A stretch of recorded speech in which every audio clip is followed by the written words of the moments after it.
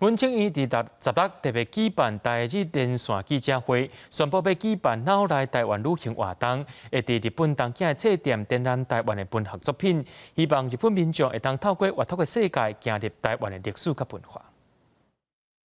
1867年，美国商船罗梅号伫恒春外海发生船难，船员意外踏入台湾地盘，发生一连串无共族群的冲突事件。佮以台湾白色恐怖做背景所创作的校园悬疑历史片《番号》。还是忘记了，还是害怕想起来。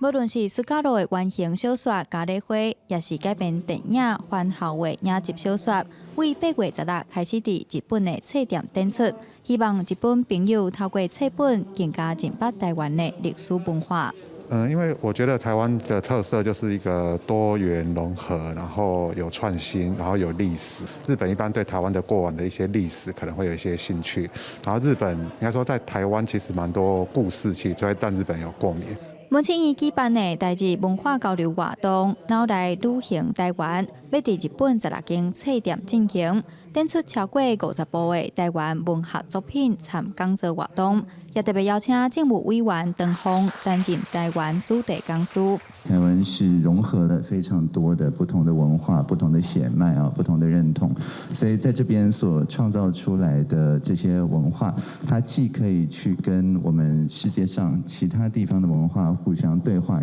根据交通部观光局统计，2019年日本来台湾的旅客头一遍超过200万人。不过，这阵受到疫情影响，国际旅游受限制。这边伫日本册店的系列活动，希望透过文学作品，和日本民众有来台湾佚佗的感觉。记者杨淑晴、谢桂林台北报道。